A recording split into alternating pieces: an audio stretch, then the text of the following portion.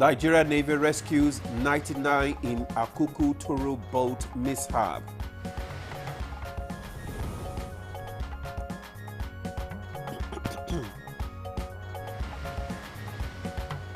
Nigeria certification program launched in Abuja.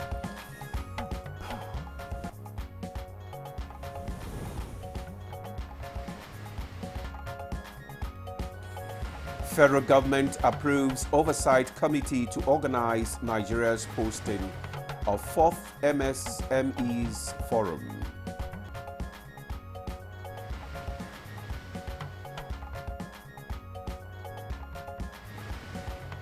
And on Good Morning Nigeria today, our focus is on achieving better government-labor relations.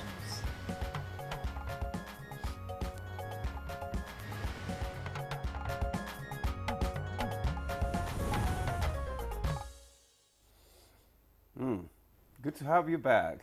Thank you. It's How good was to be your back. leave? You look reformed, refired, and ready to fire.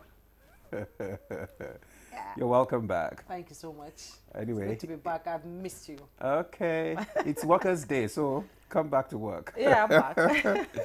So it's a big day for Nigerian workers. Another May Day is here again. Workers all over the country are ready for a day they consider an opportunity to let employers know their challenges, successes, and expectations. Absolutely. And 1st of May is set aside to mark Workers' Day all over the world. Nigeria began these celebrations in 1961. Yes, 1961 in 1981, I think. Yes, yes. 1981 indeed.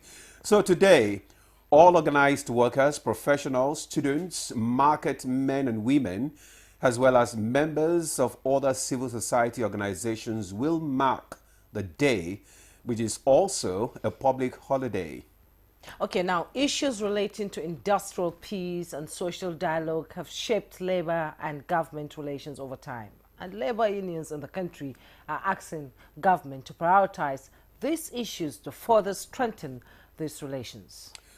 Disparity in wages received by federal government workers and delay in the payment of salaries of workers by some state governors, as well as casualization and safety in the workplace, are serious issues confronting workers in the country.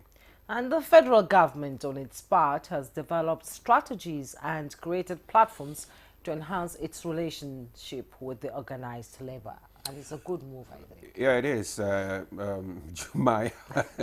It has also paid a new national minimum wage of 70,000 naira to civil servants at the federal level, while some states are also paying new wages to their workers. Just 2 days ago, the federal government announced the payment of wage awards of 35,000 naira to federal civil servants. Yes, we hear that it's going to come after the April salary, which has started coming in yesterday. And same labor leaders, insist that certain agreements signed between the union and federal government have not been kept. Concerned persons insist the two parties must work together in the interest of the country. That's true. They must work together for the interest of the country. So, how will this May Day turn out for Nigerian workers? We have some guests joining us shortly to speak on these issues. Welcome to the program. I am Ademola Adeoye. And I am Jumai Yusuf. You're welcome to the program. Newspaper review with Chukudi Okolugbaja. We'll get to you shortly. But first, let's get the news from Chinenye Onwenye. Chinenye, good morning. Happy Workers' Day. And happy new month. Many thanks, Jumei. Hello, Ademola and Jumei. Good morning and happy Workers' Day to all of us. Here is the news. Nigerian Navy ship Pathfinder says it rescued 99 passengers from a mishap involving a market boat in a head-on collision with a barge en route Akuku Toro local government area.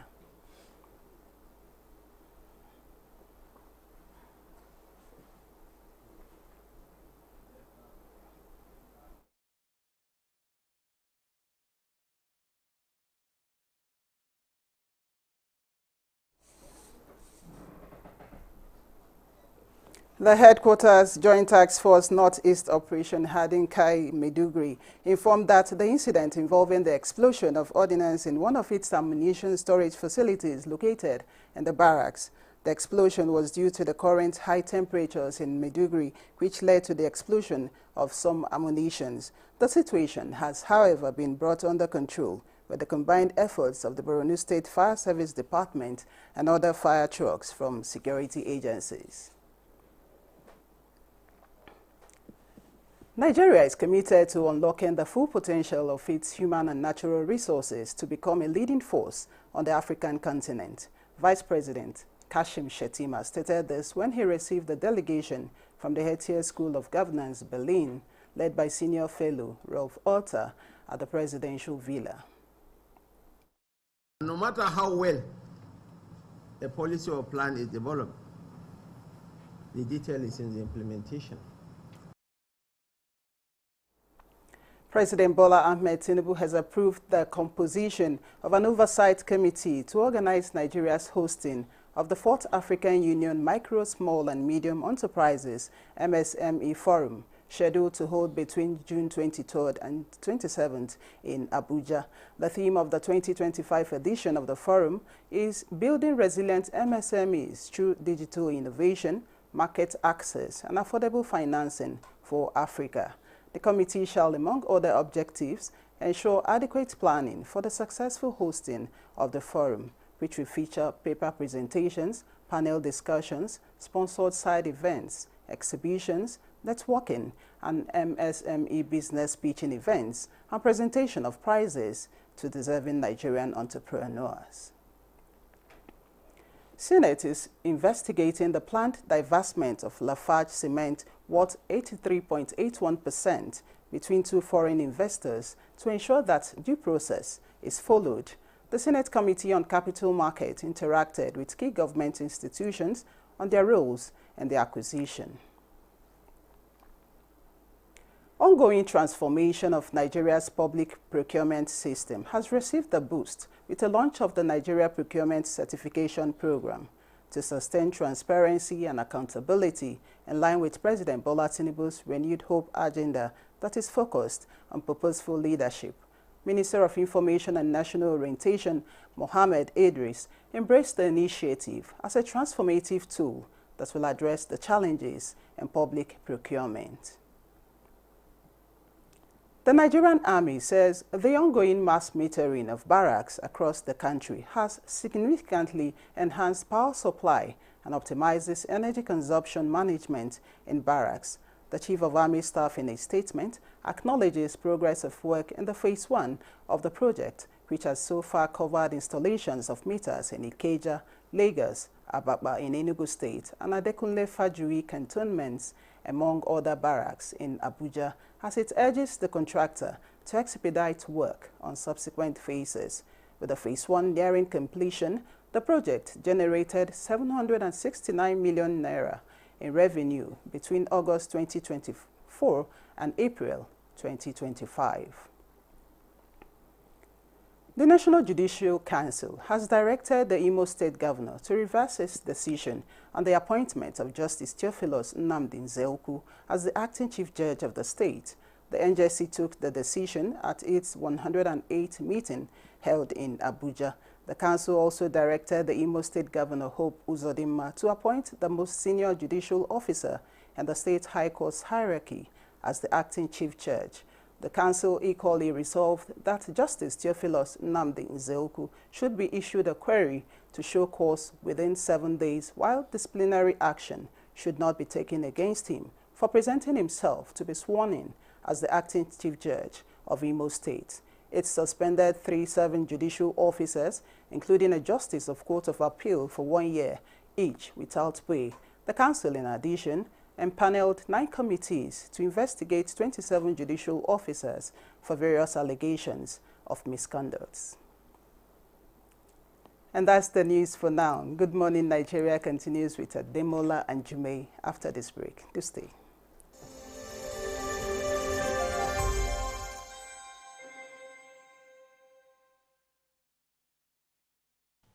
I am Oluremi Tinubu. the global and national Stop TB champion. Many people have asked why I've chosen to champion the fight against a disease like tuberculosis. My reason stems from a deep personal experience. I once had a friend who unfortunately fell ill and concealed the nature of his sickness until it was too late. Eventually, after he passed, we discovered he had tuberculosis. Sadly, due to the stigma and discrimination surrounding the disease, he would not speak up or seek for help. His death was a painful reminder that we could have intervened and saved a life if only we had known earlier. Tuberculosis is an airborne disease that primarily affects the lungs, but can also impact other parts of the body. Being airborne means anyone, regardless of their social economic status, can contract it. In Nigeria, 1 person dies of TB-related illness every 7 minutes, amounting to 206 deaths every day. Globally, 1 person succumbs to TB every 25 seconds, which is a staggering 3,456 lives lost daily. These deaths are entirely preventable because TB is curable if detected and treated early. If you or someone you know has been coughing for 2 weeks or more, coughing up blood, experiencing night sweats, or losing weight drastically, it might be TB. Please visit the nearest government hospital or primary health care center for proper diagnosis and treatment. TB treatment is free in all government and some private health facilities. Let us also remember not to stigmatize or discriminate against TB patients or those who have been treated for TB. Individuals who have been cured of TB cannot infect others. I call on all stakeholders, especially the private sector, to join us in the fight to end TB in Nigeria. Together, we can make a difference. Remember, TB anywhere is TB everywhere. End TB by 2030. Yes, we can.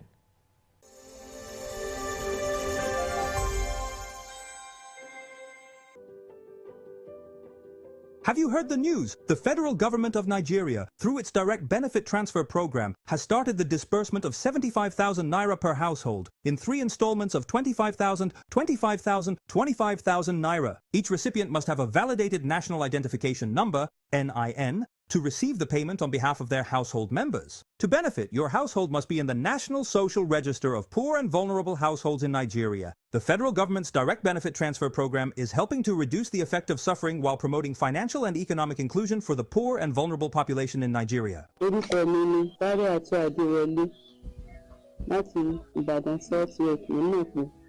fún wa ní 75,000 NIN mi àti káàdì ìlàsílẹ̀ ọgbà. Nígbà tí mo sì gbà, mo fi ṣe nǹkan tó dáa, mo ra oògùn nínú rẹ̀, mo ra oúnjẹ tí màá jẹ nínú rẹ̀, mo sì wọkọ̀ mi náà ń bẹ. A sì fi yòókù ṣe ọrọ̀ ajé pé ká tó máa rí gbé bá. A dúpẹ́ lọ́wọ́ ìjọba wa òkè. This message is brought to you by the Federal Ministry of Information and National Orientation, Federal Ministry of Humanitarian Affairs and Poverty Reduction, in collaboration with the National Social Investment Programs Agency, National Social Safety Net's Coordinating Office, and the National Cash Transfer Office. Hi. You don't know when you have bacteria breath, and bacteria may be the cause of it. Don't let bacteria breath get all the attention. Use Close-Up with antibacterial zinc. Close-Up helps get rid of bacteria breath. Our major currency unit is the Naira, while the minor unit is the Kobo. They are both in notes and coins. The Naira is more than just a medium of exchange. It bears the images of our heroes. So, stop abusing the Naira. It is a criminal offense to spray the Naira at events. Stop stepping on the Naira. It's not your enemy. Do not squeeze, ruffle, or write on the naira. Handling the naira with dirty or oily hands can deface the naira. Love the naira as you love yourself. Be a real Nigerian. Do not abuse the naira. The counsel of our fathers. I will urge and advise our younger generation to use talent and brain to sort out problems, not arms. Nigerian youths, let's build our nation together.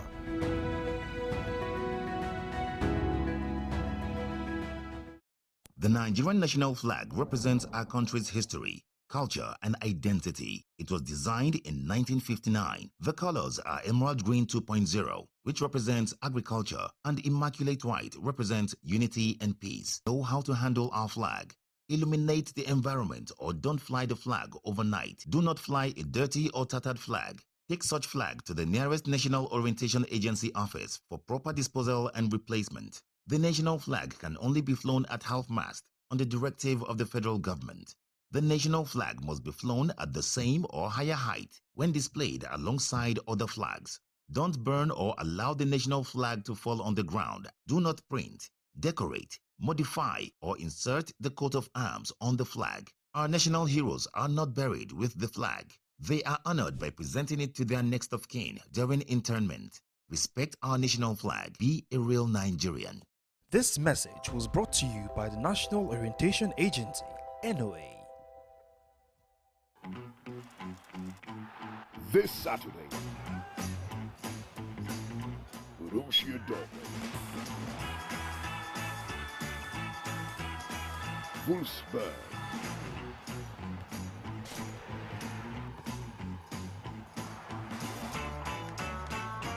watch live Borussia Dortmund versus Wolfsburg on Sporty TV. Sporty Bet sponsors coverage of the German Bundesliga. You're welcome back, and you're still watching Good Morning Nigeria. Up next is Newspaper Review.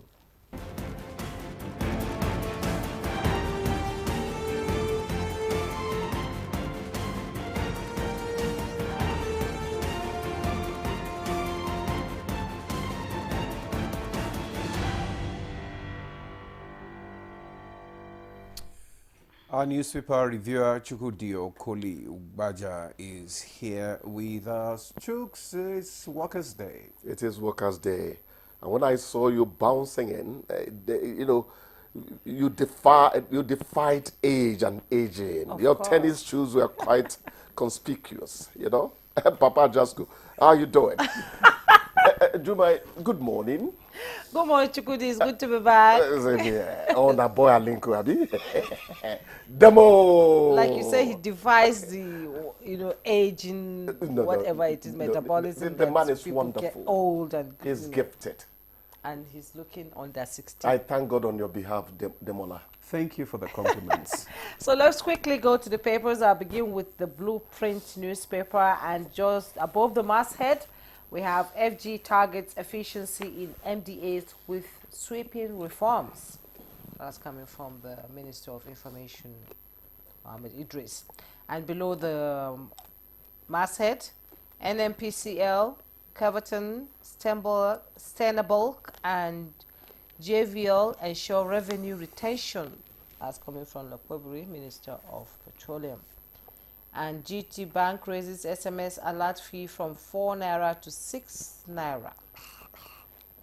Osemen donates 10 million to Rema Stars for historic NPFL title win.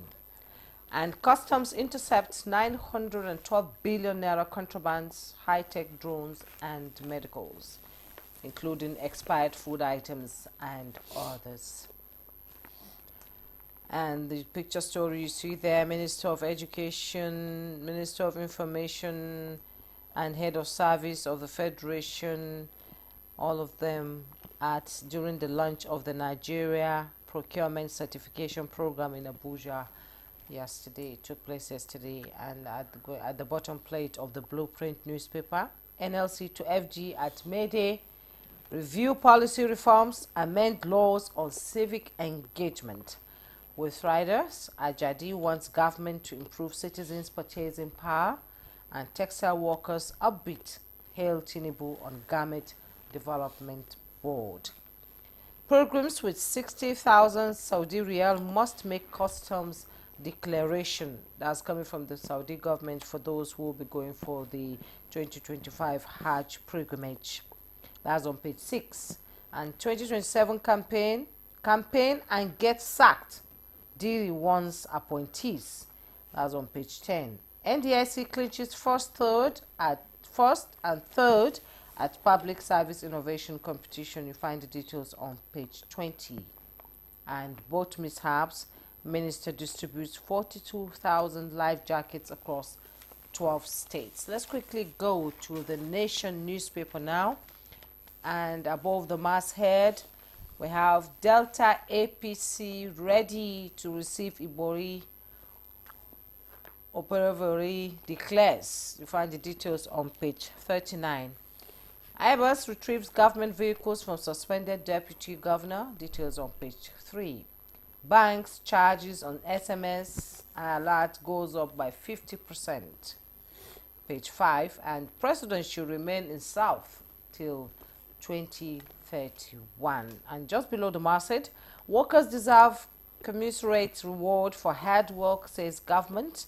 With riders, we will make laws friendly to labor, and NLC seeks opening up of civic space.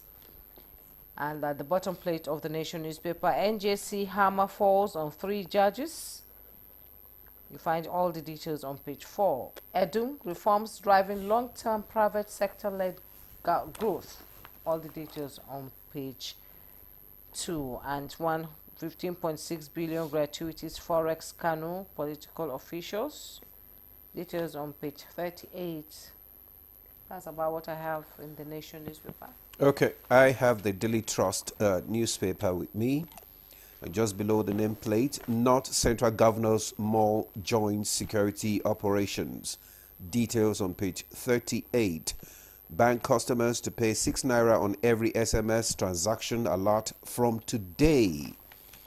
Details of that story is on page 12. Plateau traders lose 1 billion naira to midnight inferno. Details of that story, it's on page 6. 2027, ACF gives condition for North's support. And we have the aftermath of fire incident at the Jos Terminus main market, Plateau State, on Tuesday. Then we have May Day, 70,000 naira minimum wage, not enough. Workers. Details on page 5. How swindlers preyed on miracle seekers at Kano Holy Site.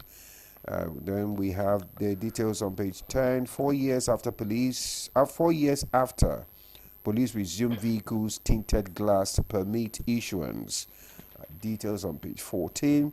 Kidnappers chop off victims' hands. Sean ransom. Details on page 25. Chooks. Demola, we've already hinted this Workers' Day, and the first thing to do is to congratulate the Nigerian worker. You know, out there in the market, workers are fighting a losing war. Yeah. That is the truth. The minimum wage is grossly inadequate. They need more money. But when President Tinubu called them and talked to them directly, I wasn't there. But I want to assume that what he said was, we know that what we are giving you is nothing. But given the state of the economy, that's what we can afford. He talked to them and it got to them. But even in spite of that, the Nigerian worker is still on tenterhooks. I don't know, I can't see a minimum wage review in the next 1 year because a 3-year gap or whatever one would call it was instituted. The next review would be maybe in 2 years' time. It has to be periodically, spaced out. So in between now and then, what are the palliatives the Nigerian worker can get?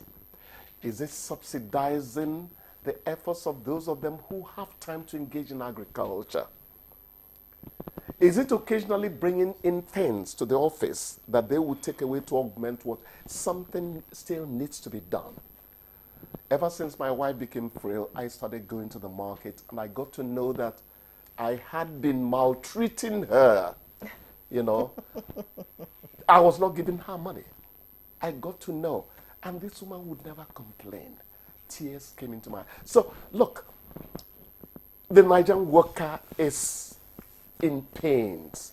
Whatever can be done has to be done. I think one of the things that government can do is to provide, to augment or to this transportation system. Thank you. Yes. I didn't mention that. Because most of the pay yes, goes to transportation. Provide transportation, subsidize. There was too much hullabaloo about CNG powered vehicles. Where are they? At least if you have that, if you don't have any issues going to work and coming back and moving around, that will reduce the stress. Let's talk about the immediate environment. What stops government from putting at least 3 CNG vehicles, the 52-seater type, between, let me talk about my axis, you can talk about yours, between Nyanya and Kerishi?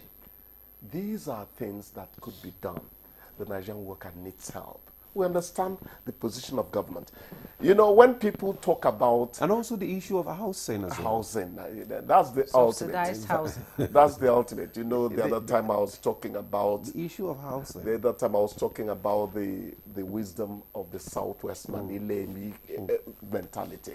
Build it as early as you can. Some of us regretted not following the Ilemi, So it is very important.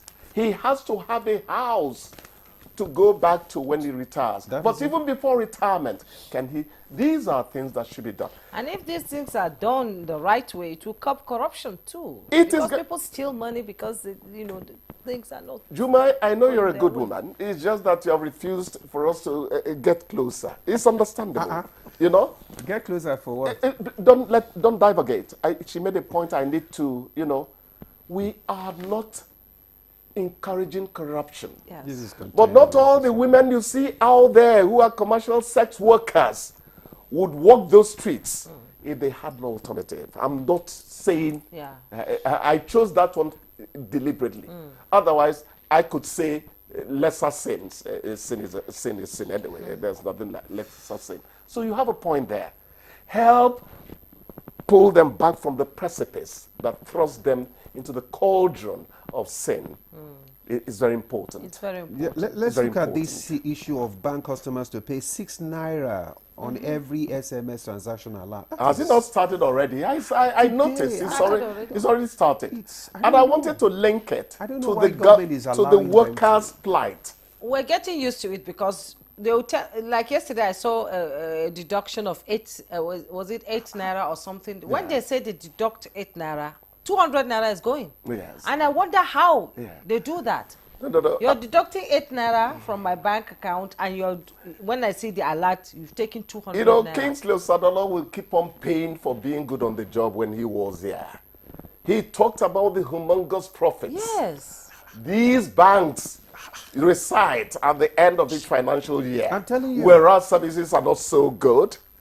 And they are pilfering money from the people. Now you transfer money, you don't even get the alert. The person receives it, but you don't get the alert as record. That's happening to you? As record, yes. I still receive the alert. I think they need to do a lot of work. We need to do a lot of things. We are talking about workers. You're talking about a very meager percentage of Nigerians. It is not just May Day for workers. It is May Day for every Nigerian that gets into the marketplace there and has to spend money. Let us find ways we can. Agriculture is around now. The rains have come. In Delta, maize and the rest of them are also already knee-high. This conversation will not end here. Chooks, it is said that if you want to move mountains tomorrow, you start by moving stones today. Quickly, Demola, The Southwest Initiative of Amoteku, because you read something about Northwest governors or whatever, let people adopt it. You could echo all the wisdom of the sons of Oduduwa. It goes beyond that to taking real action against real problems. Yes. Let them exploit it in the Northwest. Thank you. Thank you so much for coming. Yes, thank you. Appreciate you as always. Bless you. Take you a make break me happy. Good morning, Nigeria. And our conversation will begin. Our guests are already here. Don't go away.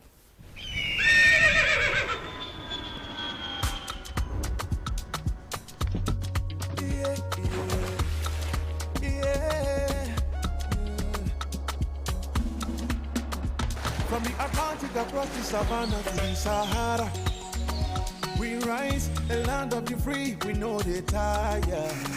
We dream great, our spirit is undying. Resilient, rooted like palm tree, we sway in colors, with undying demand. We make solutions, we ignite passion, yeah. Each ethnicity is unique, we have more than just a nation. We are Nigeria, strengthening unity, we know they carry lives. We are Nigeria, together live the dream of a land with great destiny. We are Nigeria. I am the real Nigerian. Brought to you by the National Orientation Agency, NOA. Hey Nigeria, ready to breathe cleaner air and save money? Let's talk about gas. Drive with CNG, the smart, cost-effective choice. Fill up for less and travel further. Save money, save the planet. Switch to LPG for cooking. It's cleaner, healthier, and better for environment. Say goodbye to smoke and eye problems. Do you know Nigeria is a gas nation ranked 9th globally with over 209 trillion cubic feet of gas reserve? Gas isn't just for cooking and driving. It powers industries too. Cleaner, cheaper, and more efficient. And the best part, conversion centers are popping up everywhere. It's never been easier to switch to gas. Join the cleaner energy revolution. Choose LPG for cooking and CNG for your vehicles. Clean energy for brighter future. This message is brought to you by the Office of the Honorable Minister of State for Petroleum Resources, Gas, supported by the Nigeria Midstream and Downstream Petroleum Regulatory Authority, NMDPRA. The Nigeria Coat of Arms is the official seal that represents the authority of the Federal Republic of Nigeria, hung on the wall behind the seat of the principal officer of the government, supported by the portrait of the serving president of the Federal Republic of Nigeria. It has 7 features. The black shield stands for Good Earth of Nigeria. The silver wavy band stands for the confluence of rivers Niger and Benue. The 2 white horses stands for dignity. The yellow flora is a common wildflower throughout Nigeria. The red eagle stands for strength. The wreath is in our national colors of green, white, green.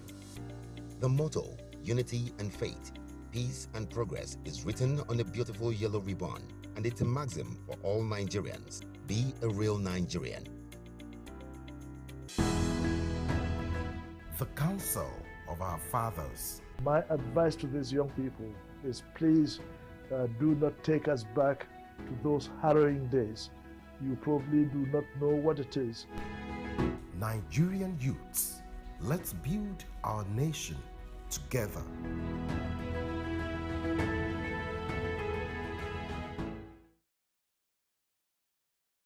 This Saturday, Everton. Jake O'Brien! Through it goes to Doucouré!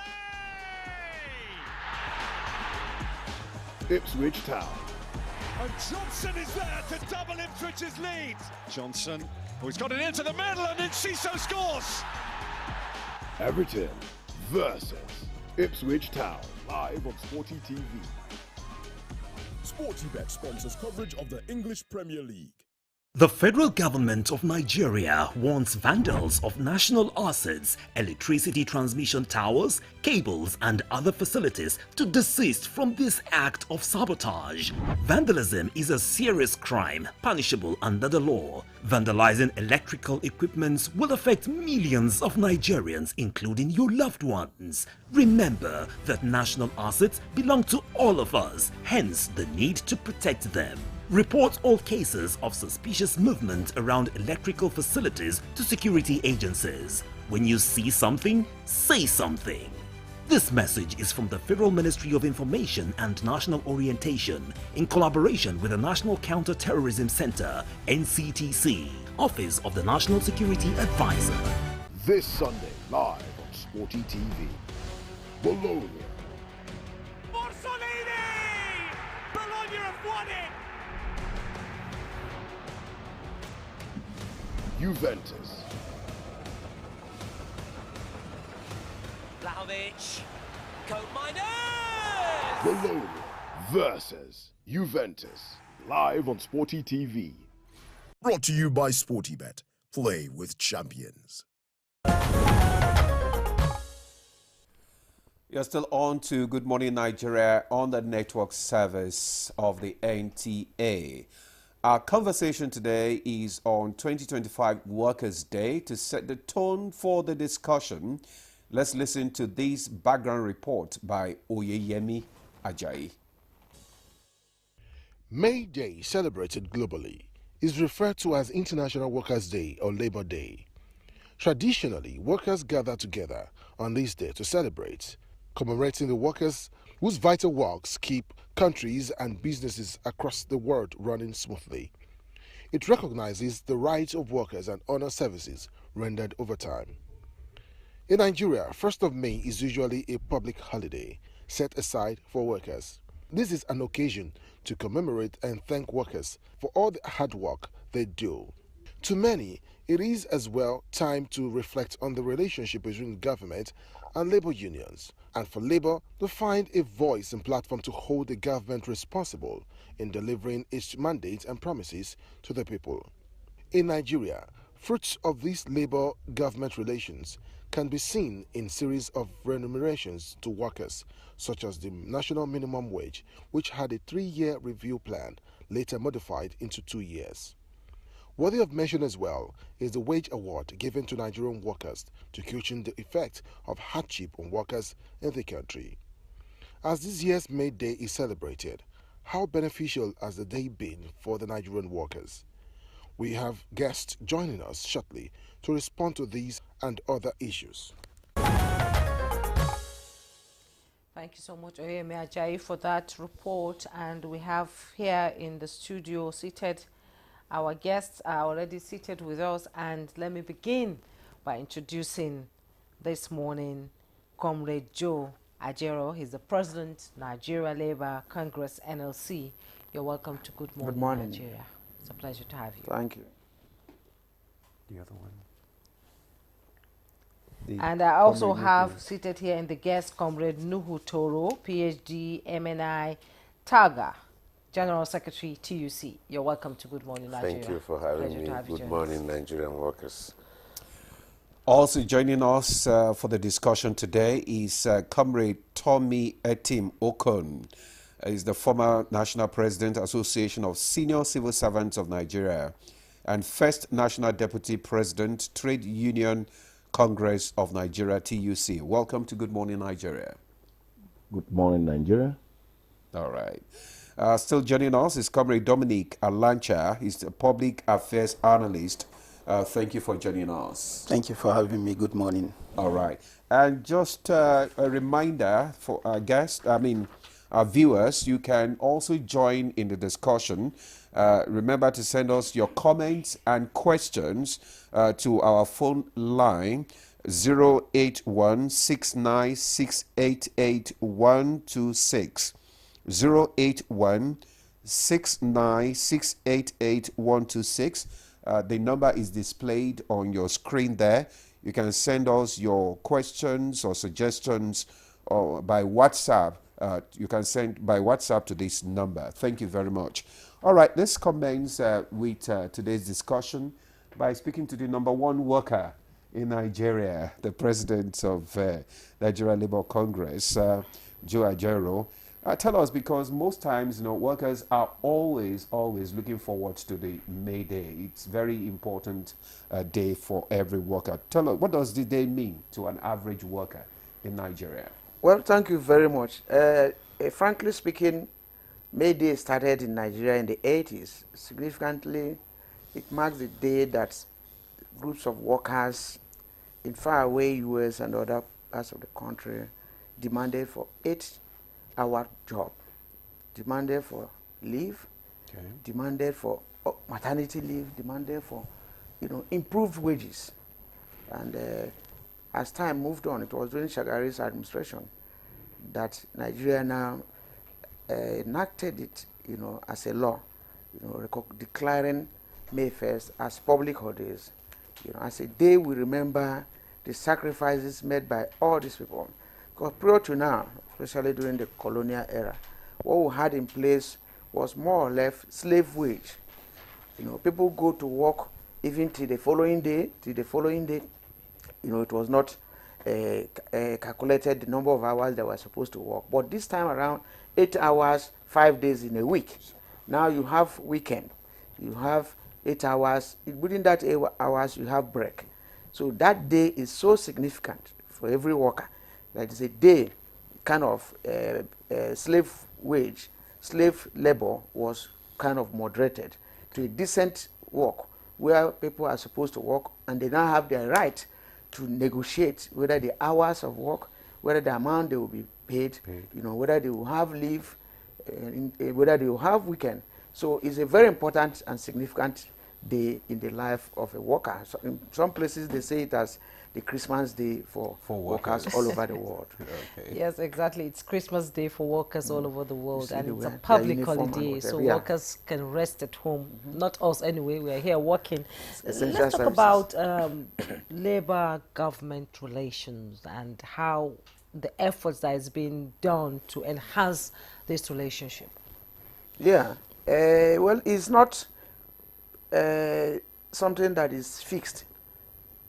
It modulates, depending on the government, their disposition to workers' welfare.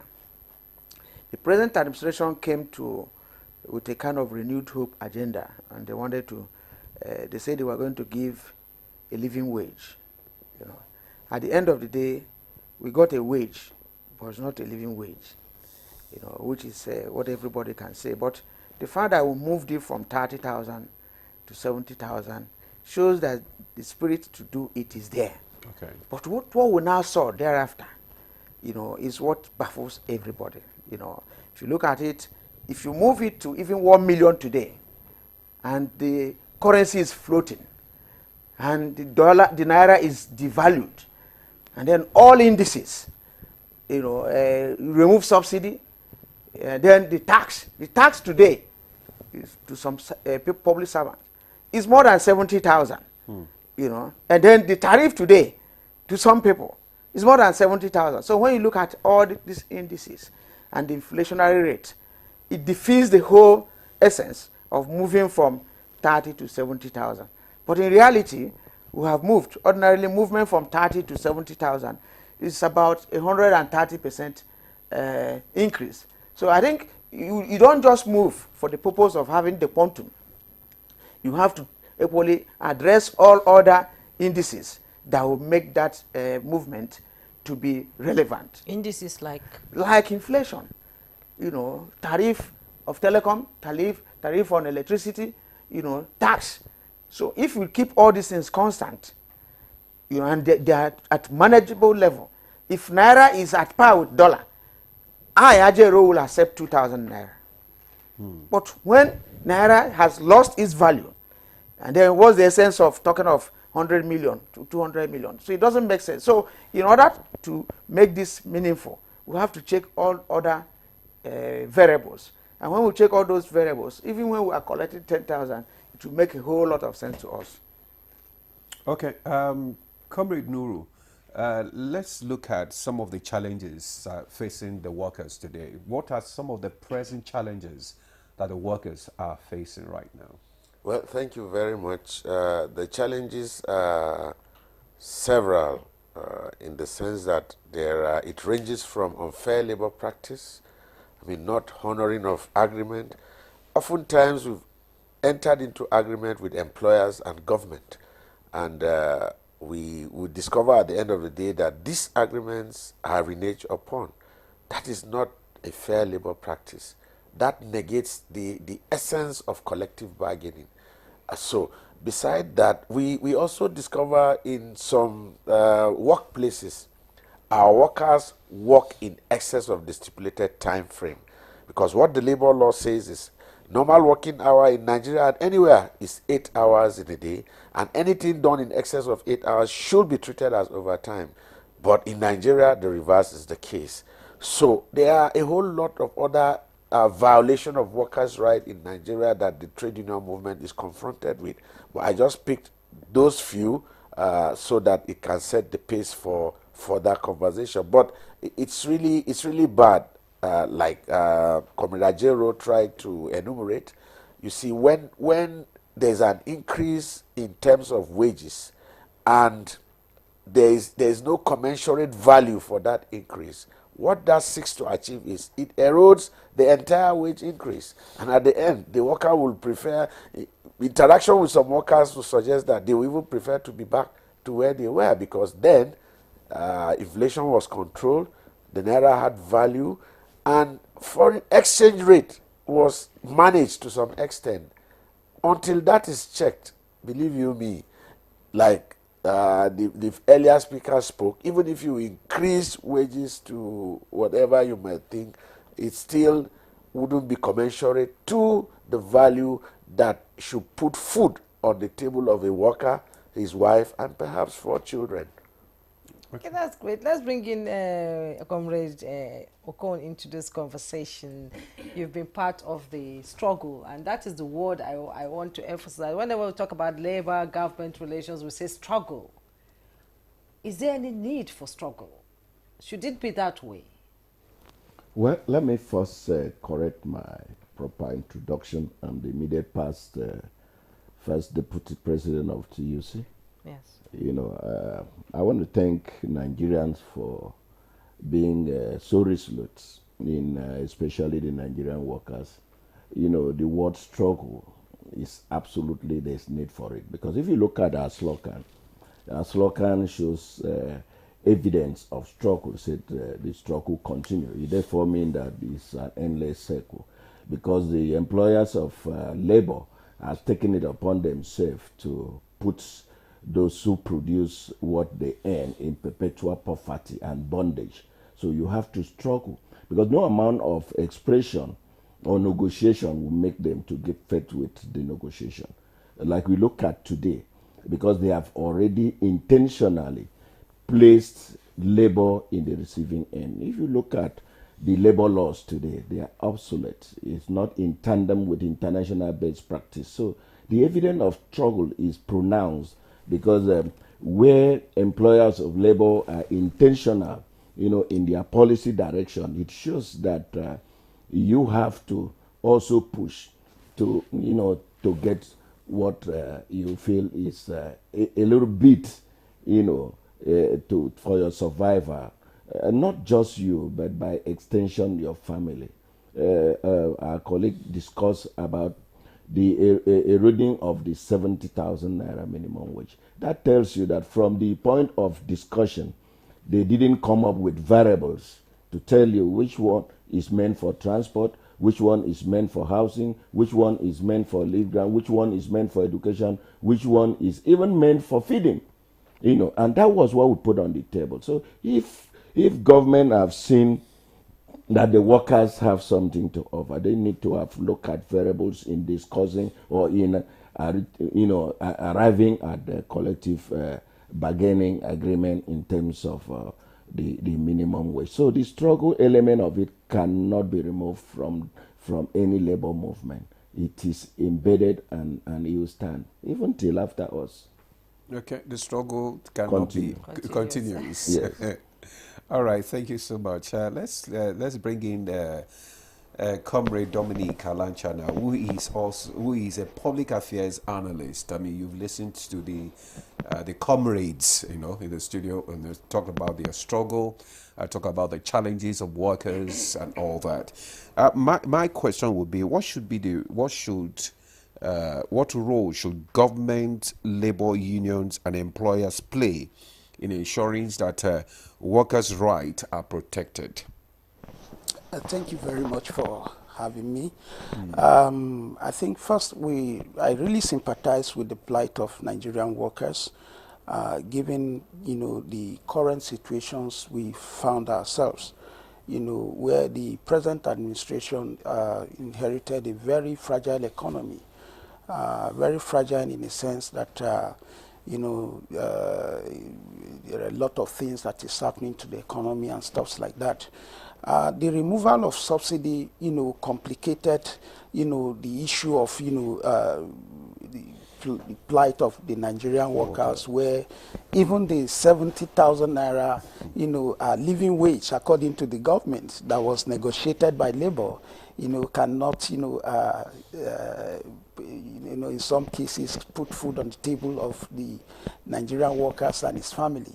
But you see, like I often said, the Nigerian labor has a lot of, especially the leadership, and thankfully they are all here, they have a lot of role to play in ensuring that they extract commitment from the Nigerian government. And thankfully, this 70,000, like the president said, usually is negotiated after 5 years.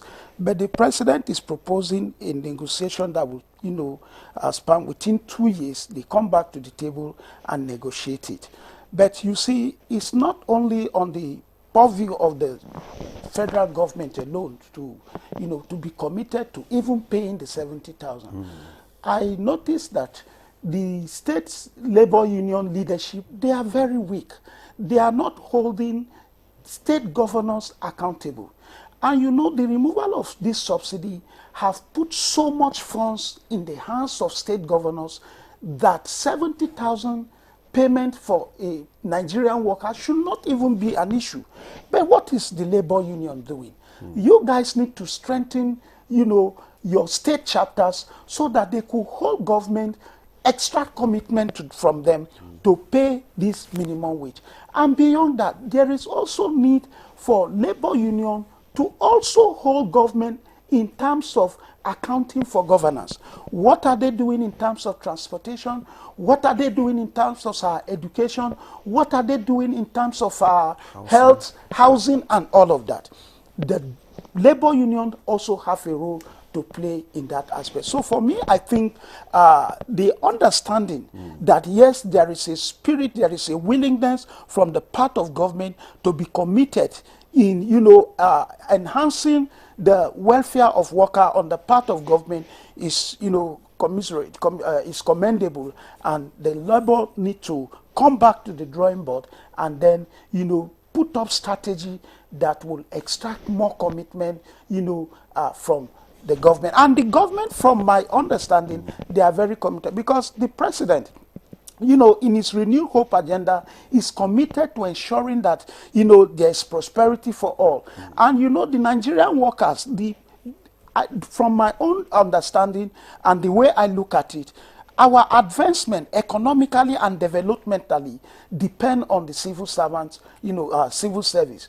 There is need for them to have a good package so that their commitment to their work, in fact, that package will enhance or motivate some sort of commitment which will lead to more productivity. So the labor need to wake up and do more in extracting commitment, not only from the federal government, but from the state government. If you also. say the labor needs to wake up and extract more commitment from the government, how do you think they should go about it? At least they're here, they can at least, in what ways do you think they should go about it if they have not been handling it, properly? Comrade Joe Ajero, the #1 Nigerian worker, is here. The last time when this subsidy was removed, I think in October 2023, they set up a tripartite committee that should look at certain things that government need to do, which also that committee negotiated the labor, and then there are certain things that were agreed, in that meeting. Part of it is to ensure that our refineries are working. Part of it is to ensure that, certain, things are put in place so that the plight of Nigerian workers, it could cushion the effect, of some of those things. I have said it oftentimes that I've not seen the labor coming back to Nigerians to tell them the status or the state of, execution or commitment of government on those, arranged agreement that they have reached. For example, what is the state of our refineries today? After the sack of Mele Kyari, we are beginning to see, a lot of issues on the social media, report here and there of fraudulent activities and stuff like that. The refineries are not even meant to refine, petroleum products from what we are even getting right now. And these are some of the things I think if Labour, can hold government, because they agree, with them on that committee, that government within a stipulated time will, put some of these things in place so that the Nigerian workers, the 70,000 living wage or minimum wage take home, cannot be overburdened. You're also a comrade, I can see. Would you like to respond to some of Yes, that's what what I wanted to respond. Let me commend him and thank him for the observations he made. But I think if we follow this thesis from him, from January to December, there will be no work in Nigeria. From the way he's placing it, holding government accountable. It's like transferring governance to the labor unions. You don't need anybody, if you're a state governor, to push you to pay people for coming to work. You don't need it. But that's what we're seeing today, that you have to fight, for them to come to work. Now let's come to the issue of the agreements reached with government. Part of 90% of such agreement is not restricted to the labor, because there is a docile citizenry as of today, who, when you increase pump price of petroleum product, will be calling labor. You don't have up to 8 million Nigerians on unemployment. And even those who are on unemployment, even with 70,000, can still go out 1 day or two. But other Nigerians, that all these things are affected, they just stay at home. And all of us say labor. Even when people quarrel with their wives, they say, where is labor? And I'm telling you on issues, if we want to restrict issues on issues of workers, Nigerians will perish. When we talk about subsidy, removal and all that, it affects every Nigerian. It's just like talking about tariff increase. And you have your GSM, I have my own. And you say labor. I'm trying to explain this clearly. Because when you have a docile citizenry, that is what happened. They look for excuses. Labor. Why? Okay, the refineries are not repaired. It's labor. Because when it is repaired, it affects every Nigerian. Do you have any basis to import when the crude is here? Because even at negotiation, I give them this example. My grandmother goes to farm and brings cassava. And she will not bring out the one she's supposed to eat to the children. She will sell all of them and go to market to buy gari. That shows she's not intelligent. But she was not doing it, even when she doesn't have a degree in economics. But that's what Nigerian government is doing. You say crude to buy refined products when we can refine here. If we do that, nobody will be telling you of international rate or whatever, because you don't need to buy it at international rate or in dollar. Now these issues are now referred to labor. Now we even agree with them on cash transfer to the least paid, because Nigeria was seen as kind of poverty capital of the whole country. And we say 25,000 to the least, the lowest. Those ones are not workers. But we went into that agreement, and we have been pushing on it.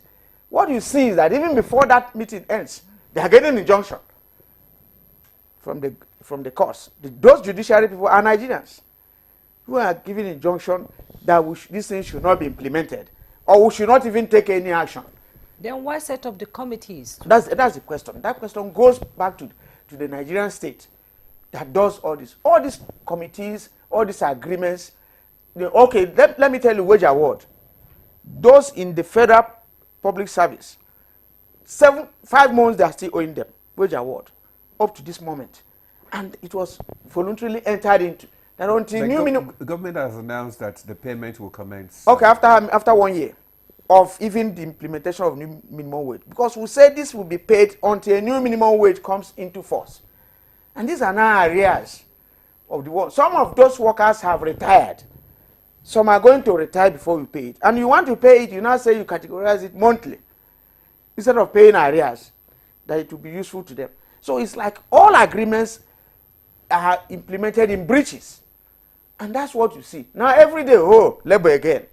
Oh, Ajere again. You know, it will seem as if we're on the street. Now they have gone further, you know, to compress the civic space.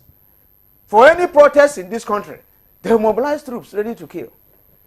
And it's not done.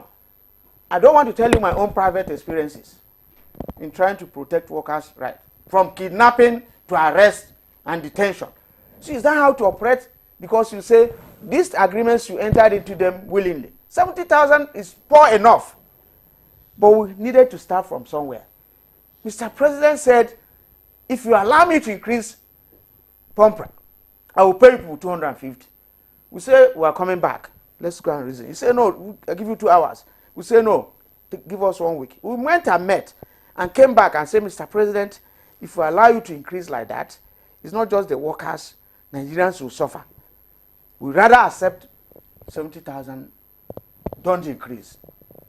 But after that agreement, the pump price went off. Now, so how else do you expect us? We should be on the street on a daily basis. And who are the people? None of them here fought the military out. We are the people that sacrifice. And then we have democracy.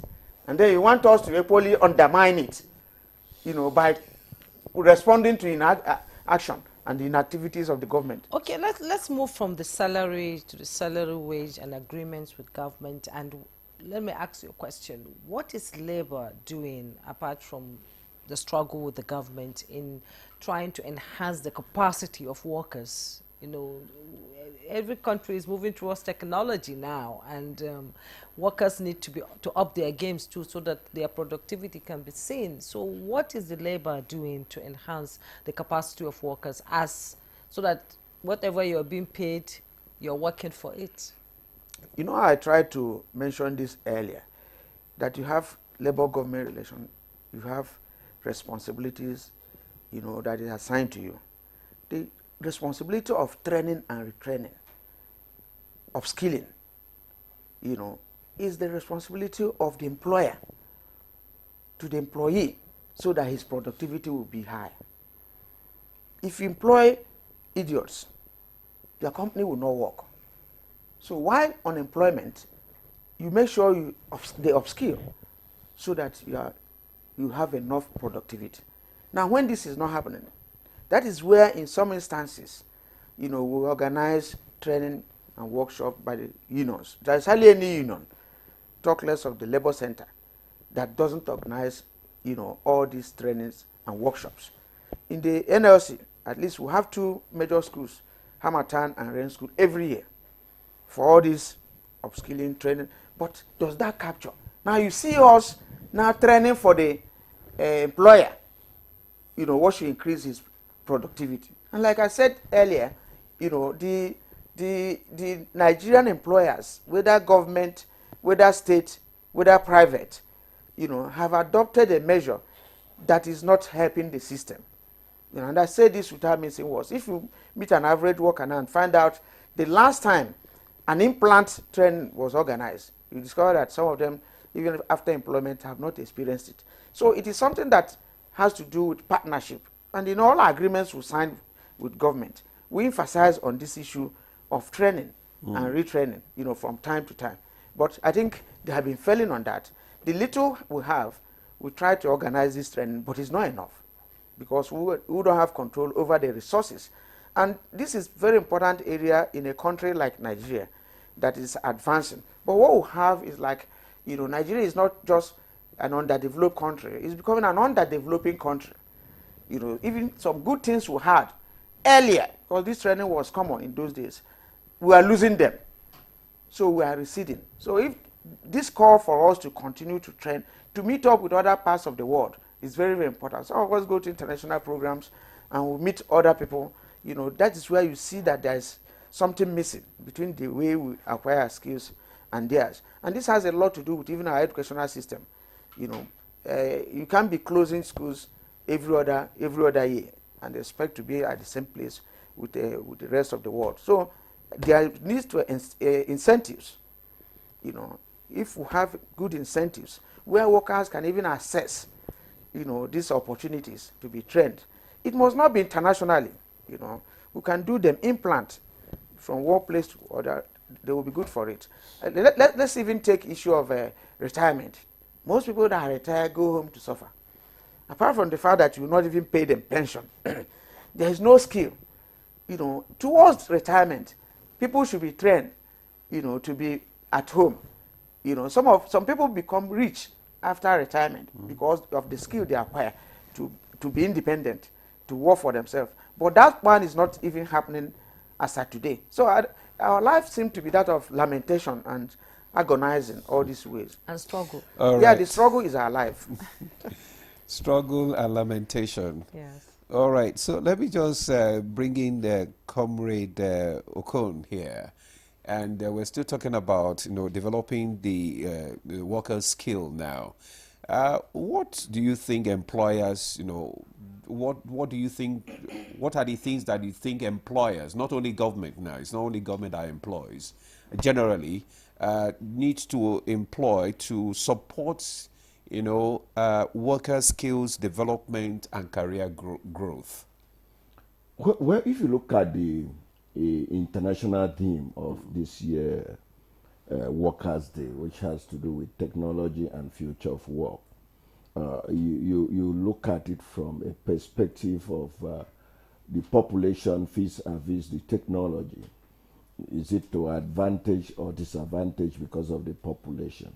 I agree that coronavirus came into force and also show another way where technology became the order of the day, where you can sit at the comfort of your home and then still working, where some state governors happen to give 2 days in and maybe 2 days in or 3 days off, where you can use your internet facilities to do all these things. And then that alone shows that the usefulness of technology. But when you compare it to the population of Nigeria, how many people access technology and vis-a-vis the socioeconomic challenges where the tariff in terms of technology, telecommunication, you know, happen to be very high, you know, today. And when you look at that, yes, the future of work. Okay, Comrade Etem, yes, just take a pause now. We want to join our colleague who is on standby. Okay, please go on.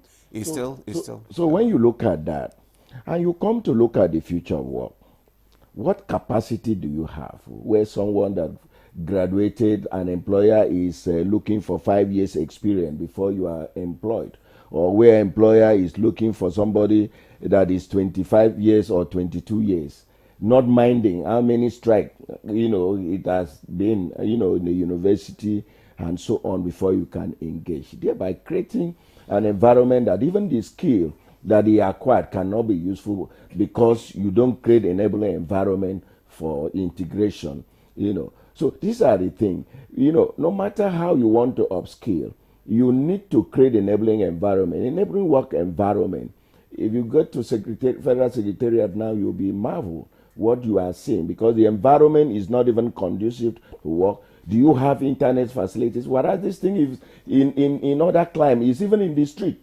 You have internet to do your business and your telework you can see. Okay, comrade, just a moment, please.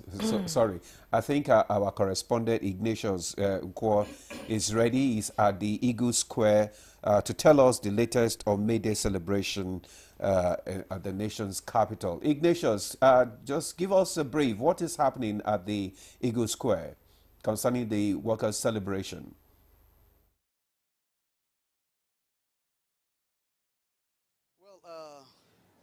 Good morning and thank you, Demola. Yes, here at the Eagle Square, from the look of things, if you can see from behind me, you will see that the atmosphere is gradually building up, full of anticipation. If you see by my left side there, you can see the organizers of this event are beginning to, you know, lay the platforms and prepare and set the seats that they are expected to, most of the seats that will be on the VIP blocks. They are getting set with that. And behind me here, you can see that the security officers are all stationed in strategic places.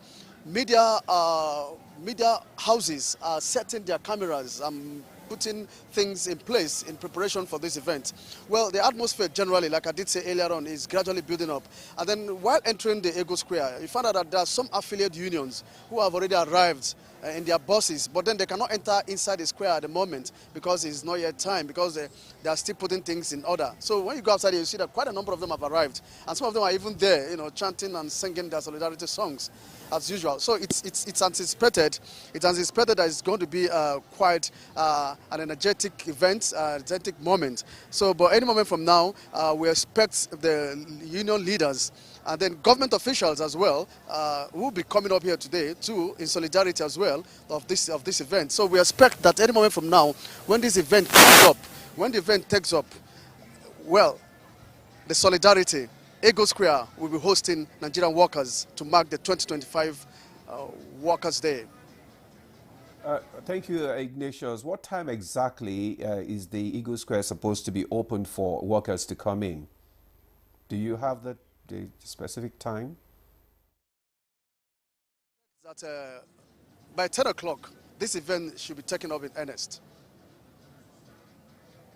We'll get back to you to give us an update. Anyway, we have the leaders of the workers in the studio here, so immediately they are done, they will join you there. Thank you so much, Ignatius, for giving us an update there. So let's come back to the studio.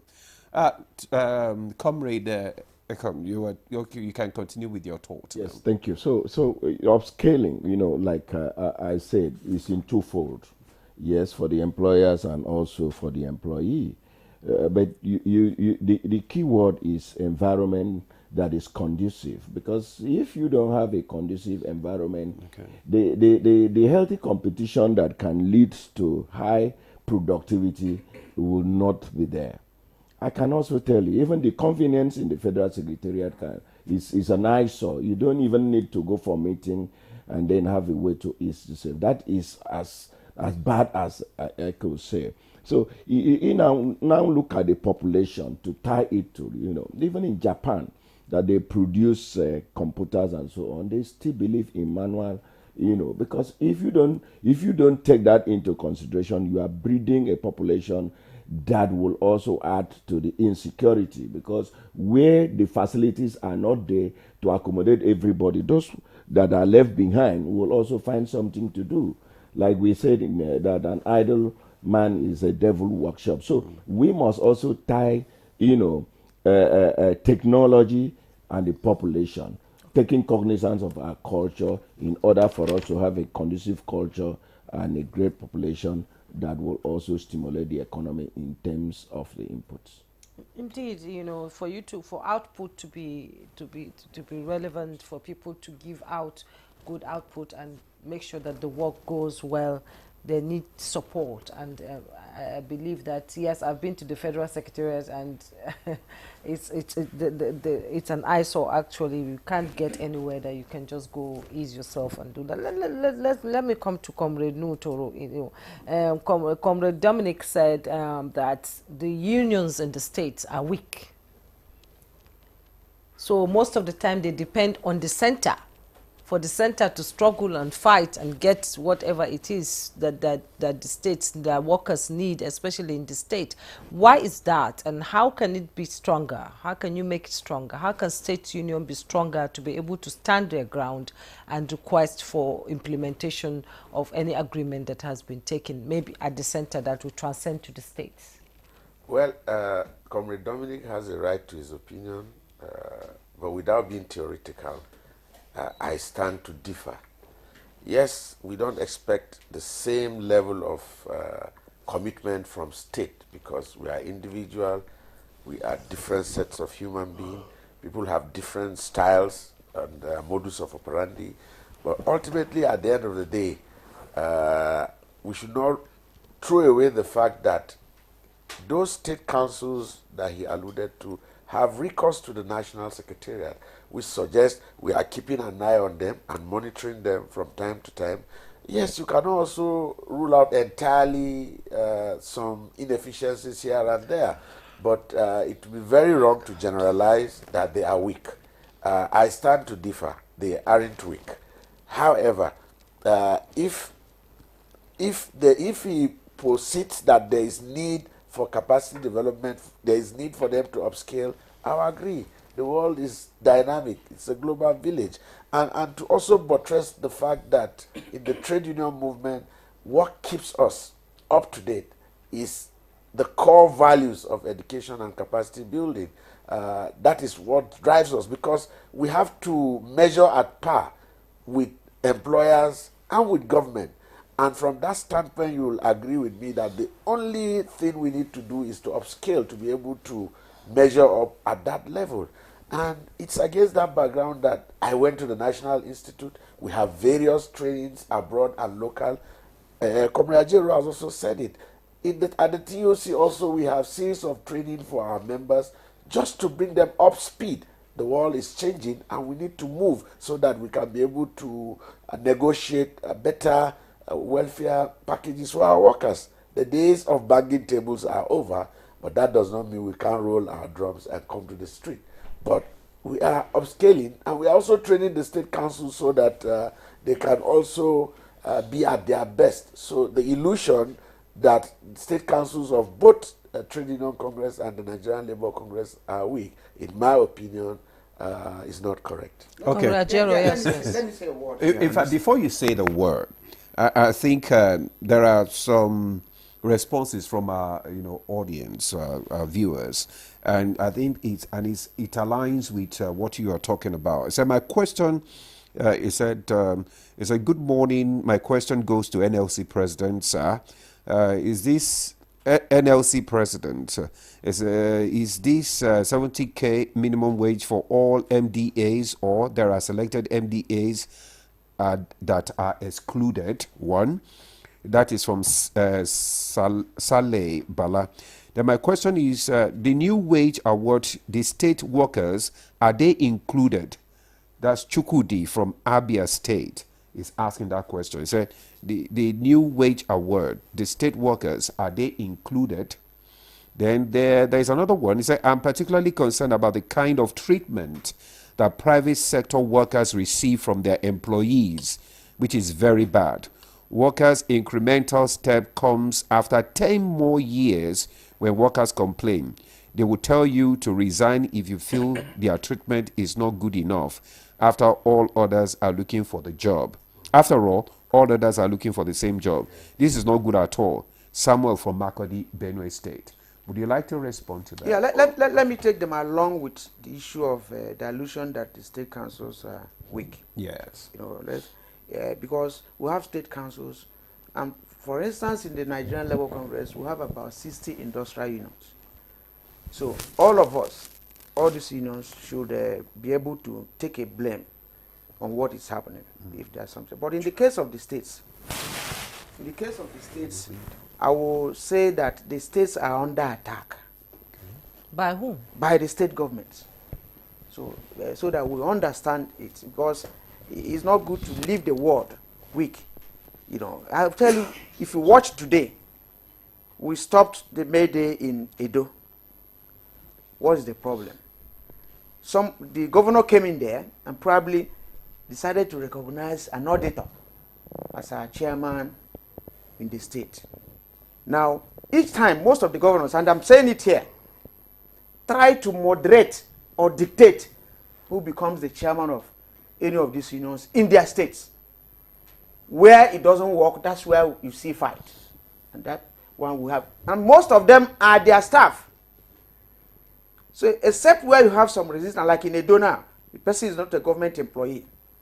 So he is not likely going to take the dictates from the government. So what they do is to impose, who should be NLC chairman in the states. If they succeed, they start to threaten them.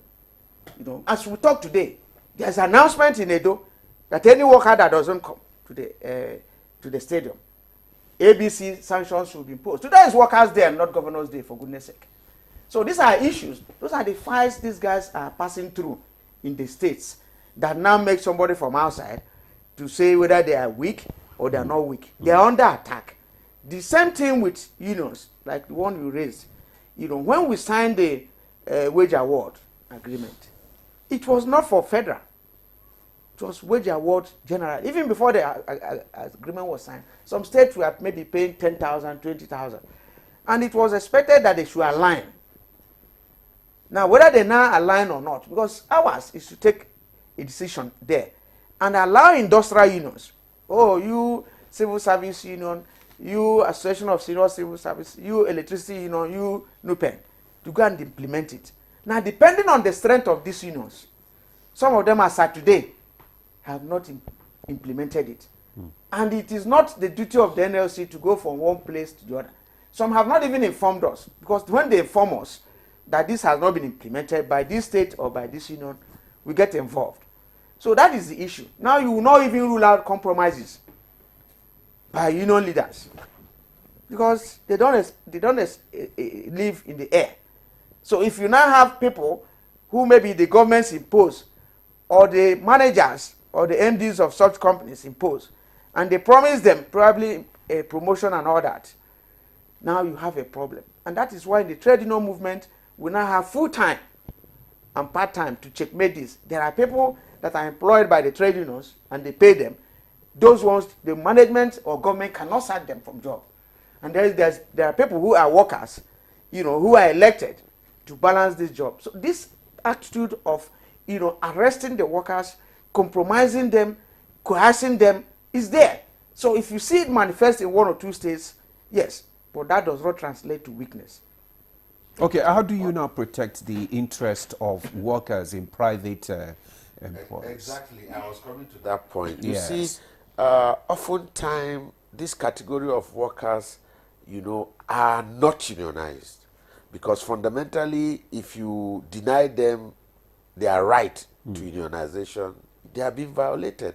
That is the starting point. So when workers are not unionized, they are vulnerable. Of course, that is when the employer can decide who gets what, can decide their promotion, can decide their welfare. And most times, employers don't understand the fact that unionization is not a right. It's not a privilege. I beg your pardon. It's not a privilege. It's the worker's right. And it's not at the discretion of the employer, which suggests that the worker can decide to belong to the union of his choice. And why do we join union? For this type of issues to be mitigated. So my advice to those category of workers is to try as much as possible to be unionized, because it is only when you are unionized that you have the latitude of collective bargaining. But if the employer said you cannot, and if you take that step, we're going to sack you, what happens? That's where the fight Is there any comes. protection? The employer will always say that, because Is there any protection? He will meet a fight now. That is where the struggle continues comes He will meet a fight. Because So you need to be unionized to be able to fight for your rights in the private sector. Yeah, I can't come to a place that the people are not my members. If they are sacked, how do you protect them? Because they are sacked, they are not paid. Would you take care of their welfare? Of course, there are rules of If they are engagement. unionized. There are rules of engagement. And you see, in the union, that is why we keep it low in trying to unionize the workplace, so we don't make the workers vulnerable. So I tell you, both the TUC and the NLC have rules of ensuring that workers get unionized. And if they are not unionized, it is difficult. It is very difficult for you to add value, to get any welfare for those category of workers. So we urge them to find out where our offices are, both the TUC and the NLC, or the affiliate unions that are in their sectors. I'm sure there are workers in that workplace that have worked elsewhere and are unionized. So they need to come together and they need to speak out. That is the only time they can, be protected from both the NLC and the TUC, and even their union, their domestic union. Which brings me to the theme of 2025 May Day celebration, opening up the civic space amidst economic hardship. Okay. Now, if the civic space is open, our workers are at latitude to ensure that their rights and privileges are protected. Unionization is key, because that is the starting point for workers' protection. If you are not unionized, you might not be at latitude to negotiate, because an employer cannot negotiate with an individual worker. They will only negotiate with a union. So from that standpoint, you'll agree with me that unionization is essential, is core to workers everywhere, irrespective of whether they are public or they are private. So long as they meet the requirement for unionization, is a right and not a privilege. Indeed, because I have a question. Somebody asked, but you've already addressed that question. I hope you that sent the question you now have your answer. Unionize, join hands with the NLC and the TUC, and then you'll be able but employers to fight for your are rights. deceiving them now to opt out from union, because that's where it starts. You see people even at the point of employment, they ask them that now you are being employed, you are not going to belong to any union. They sign it. And this is contrary to even Section 40 of the Nigerian Constitution. It says a worker has the right to belong to any. So these violations are what most of the time, brings us at loggerheads with various employers, especially in the private sector. Especially in the banks, yes. because he said that, good morning, Nigerians. I want to appreciate you guys for initiating this program. I want you to also speak about the private sector, especially the banking sector. We junior staff have really suffered in the hand of this sector, working several years now with no promotion. I believe you'll be able to address that question. Yeah, but most of the banks have union. There's ASBIFE and there's NUBIFE in most of the union. And any bank that is not unionized, I mean, we are in the jet age. They should draw the attention of the TUC and the NLC and see if we fold our arms. The more, the merrier. Yes. We have a responsibility to defend workers anywhere. So if there are such cases, they should bring it to our attention. We can't cry more than they bereaved. You can't do what you don't know. It is only when this is drawn to our attention that we will take it Those up. ones, are they members of the union? Because if you have a union, in a workplace, you have 100 people, and only 20 people decide to belong to a union. The other 60 or 80 will continue to lament. ABC has happened. ABC has happened. Meanwhile, you say you don't want to belong to a union. So I think those are contradictions that will... Okay. I need to sign him off because you'll be leaving now, and we need to take a break. When we come back, you'll be able to bring your competition. Comrade Nuhu Toro, PhD, MNI, Daga, General Secretary, TUC. We hear you have something to do right now. You have to be at the stadium. Thank you so much for coming on Good Morning Nigeria. We appreciate your contributions to the conversation. God bless Nigerian workers. So we'll take a break. When we return, our conversation will continue. Do stay with Good Morning Nigeria and go away.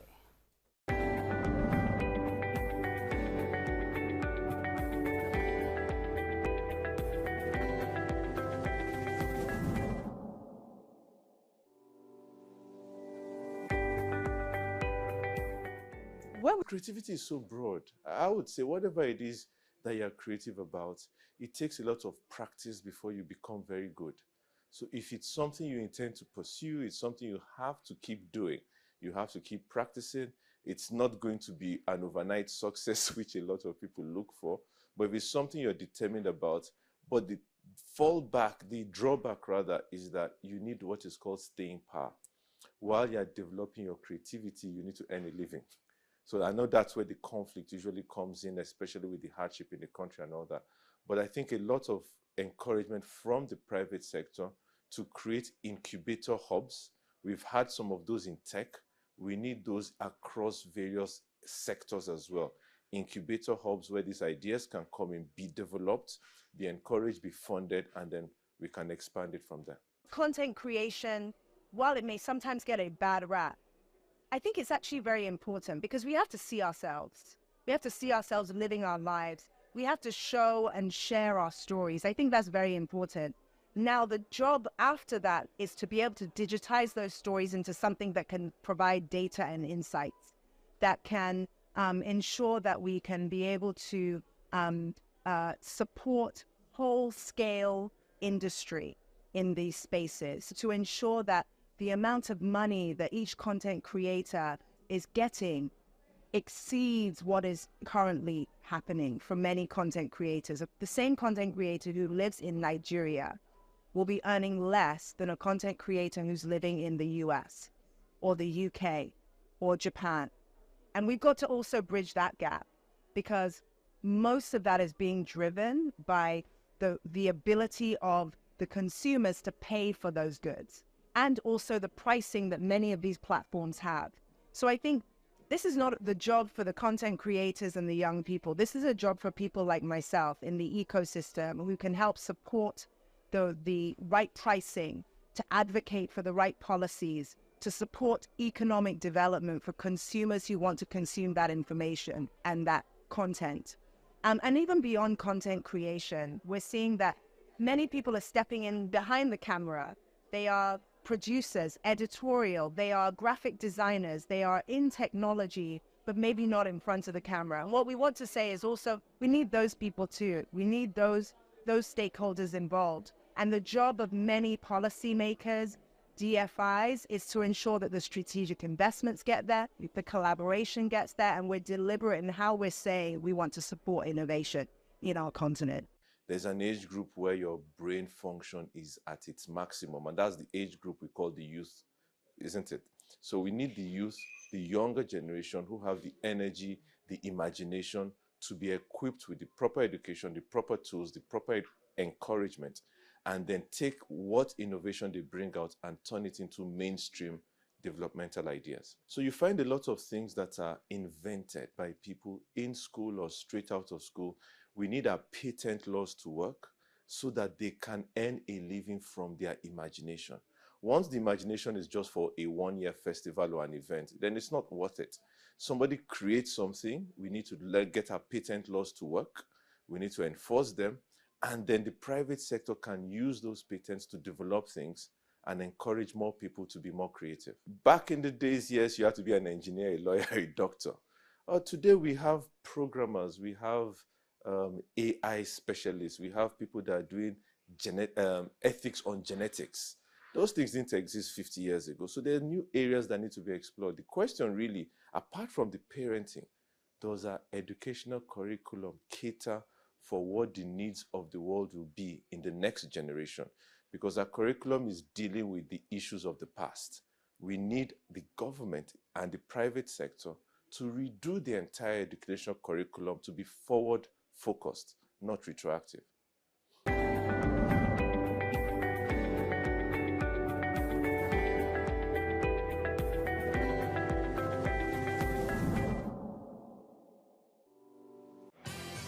This Sunday, Espanyol, Real Betis.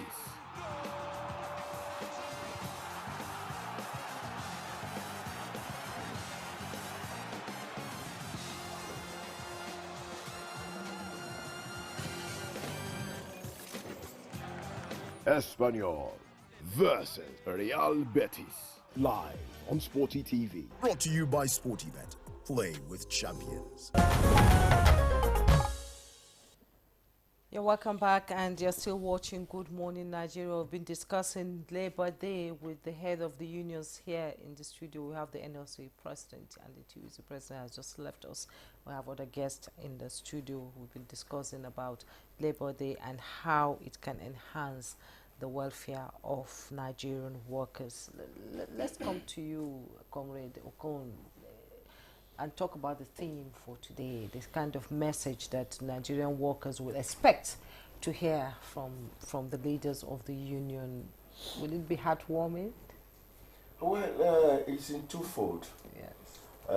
We have to salute their dexterity, and their docketeness in the midst of the harsh socio-economic environment.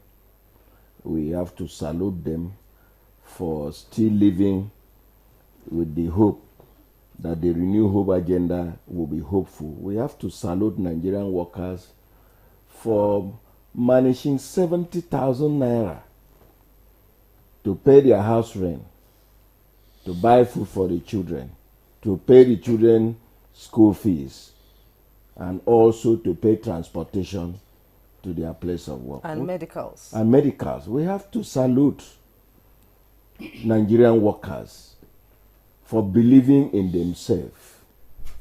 Otherwise, they wouldn't have even survived it. We have to salute Nigerian workers, especially those who have been kidnapped and struggling for the family to pay ransom. We have to salute Nigerian workers in Benue, in Plateau, that their community has been already hijacked and battered, family killed.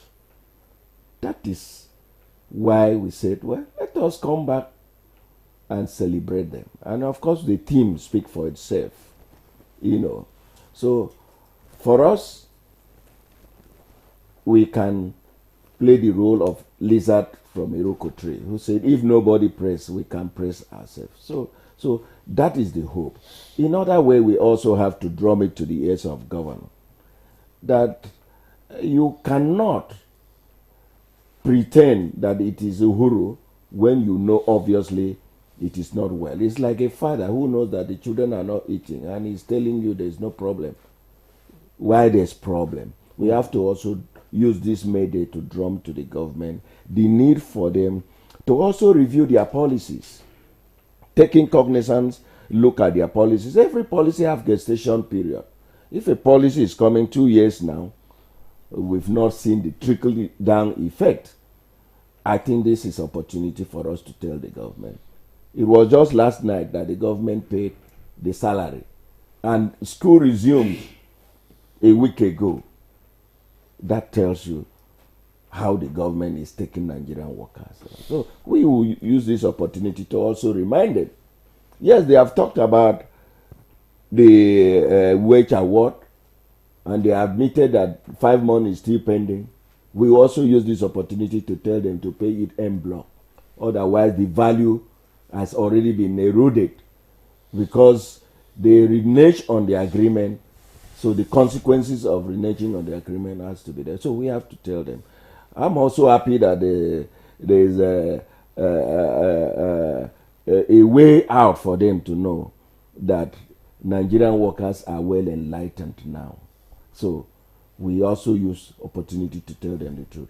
What we are happening or seeing happening in the private sector, vis-a-vis in the state and other sectors of the economy, we also use the opportunity to remind them of the labor laws which came to effect since 2005 and up to today has not been enacted. We also use opportunity to remind them. We also use opportunity to remind them that the federal workers need gratuity, because you cannot work for 35 years or 60 years as the case may be and you just live with pension. We also use that opportunity to remind them that they must create a conducive work environment if they want what we call productivity improvement and international ranking. They also need to remind them. We also need to remind the government that even the refineries that they gave us hope, we are hearing that it is not working any longer. We need to remind the government with that. We also need to remind the government that it's time for us to look at the wages again. And we need to remind the government that negotiations should be based on the living wage. By that, it also look at variables, not a lump sum. Okay. For us all to right. determine Okay, that's good. You're reminding the government of so many things, which is okay. And let's come to Comrade Dominic now. You as a public analyst, how can the government support workers and businesses in navigating these economic challenges? No doubt, we know we're having economic challenges. How do you think government can support workers in this? Okay, thank you very much. But before I delve into your question, I'd like to, put something and crave the indulgence of the leadership to understand, the perspective in which I'm speaking from. As a public affairs analyst, I like to always be objective. And I like them to know, because I interact with Nigerians on a daily basis. And we know that today there is no Nigerian worker that do not have at least 5 dependents, on him. If you look at it, you can say 40% of Nigerian populations are dependent on the Nigerian worker. So when I say or when you say that we have a docile civil Nigerians or citizenry, I'd like you to know that this citizenry you are talking about also depend on the Nigerian labor. They repose their confidence in you to navigate, to chart the roadmap for them to follow. And that is why I'm saying that on that tripartite committee, there are civil society representation, there are private sector and all of that. So let's understand the trust that Nigerians have on Labour Congress, Labour Union. At least to lead. To lead and to, create a roadmap for them. Right. Now, coming to your questions, there are so many ways the government can support the Nigerian worker and Nigerians in general, to alleviate the current economic challenges. We've been talking about skill here. Skill is one of those things that the government should, skill up Nigerian worker to empower them. You cannot empower the Nigerian worker without building his capacity, without building his competence, without skilling him up, training and retraining and all of that. So I think, and I have issue with the theme of the Nigerian worker celebration today, which is reclaiming. There is nothing to reclaim. You only reclaim when you lost something. I do not think you have lost the civil space. You have not lost it. You only need to exploit it. Exploit it and see what the outcome will be. And I believe that if we exploit the civil space, we're going to have a lot of outcome. And then talking about skill, especially to the to the private sector, I don't want to say that I see unionizing private sector as a Herculean task is doable, but then the private worker also need to understand that it depends on him. He need to develop himself. He need to make himself indispensable. When you make yourself indispensable, there is no employee that will just treat you anyhow and say if you don't, you will negotiate Even your when salary. You retire, you have something. You have something to do. So I'm going to pause you a little bit there because we have some questions before we come to NLC President Ajero. One of them said, let there be subsidy. Federal government has to subsidize some certain things like transportation, education, housing, medical care, and make sure that cost of commodities are affordable in the market. That is from Nnamdi Chinedum. And there's another one that said, to the NLC chairman, our #1 worker, I want to thank you for your doggedness to the plight of the Nigerian worker. There is need for Labour to please push for the review of the minimum wage agreement and make sure that the promise of the FG to make available buses to ease the cost of transportation is done. Another issue is there are states that have not even implemented these 70,000, including local government like the FCT. Area councils should come to the aid of the area council staff and their LEA counterpart. The said wage award, if paid accumulatively, will help a lot. It is long overdue. Labour seems silent on this since last year until now. Well, the NLC president has sort of talked about it. And then there's another one again, Happy Workers' Day. NLC president, we need you and your team to do more in the civil service for the betterment of Nigerians or well-being of Nigerians. And that's coming from Nadis. And then there's another set of questions. I'm going to take all so that you can be taking them one. Good morning, Nigeria, and all the persons in the studio. I have a concern, which is the local content of Nigeria, or Nigerian content, as it may be called. Every Nigerian employer wants to enslave his or her employee, and because nobody regulates what they do, they make employees die so many times in their cocoon of fear of the unknown by threatening employees with sack.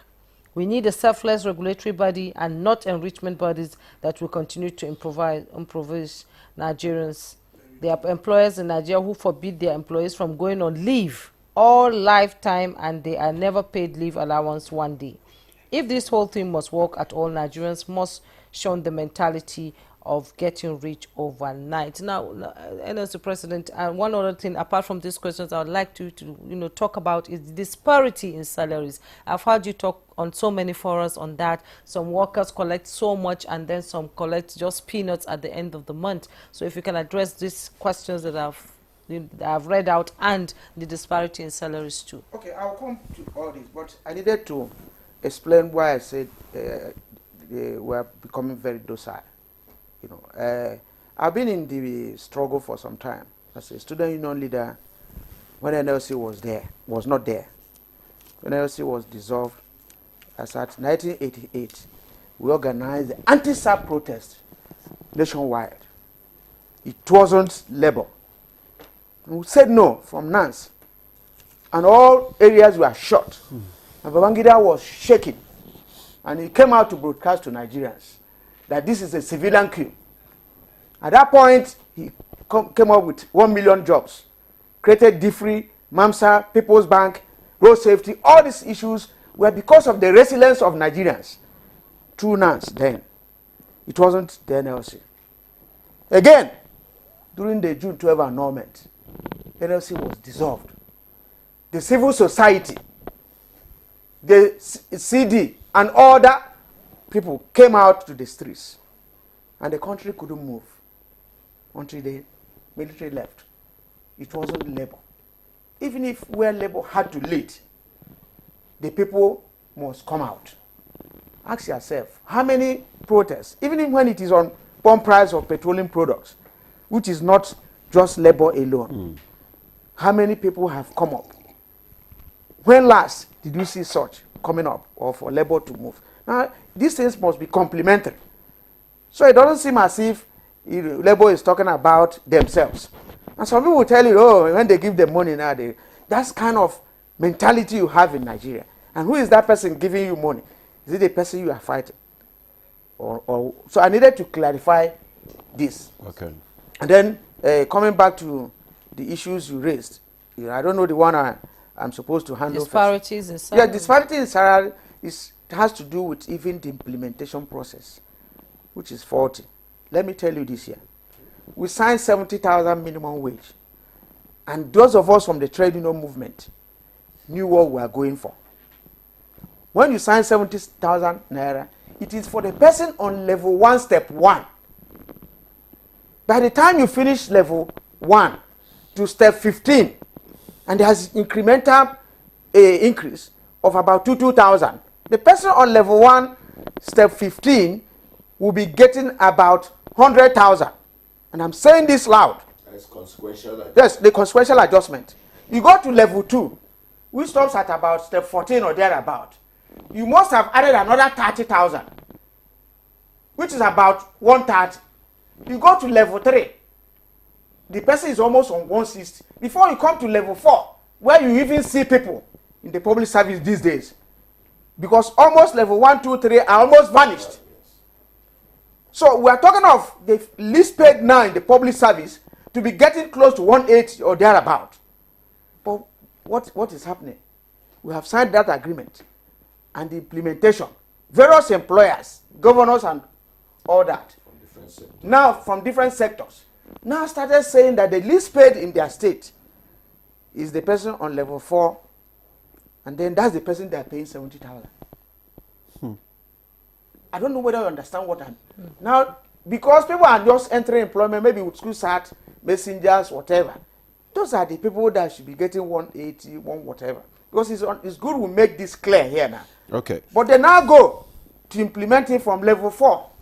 So when you do it, you have disparity.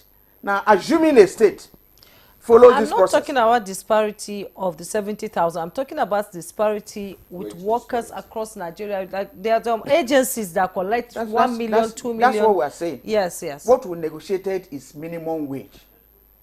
And the ability to pay. That's what made us to consider that.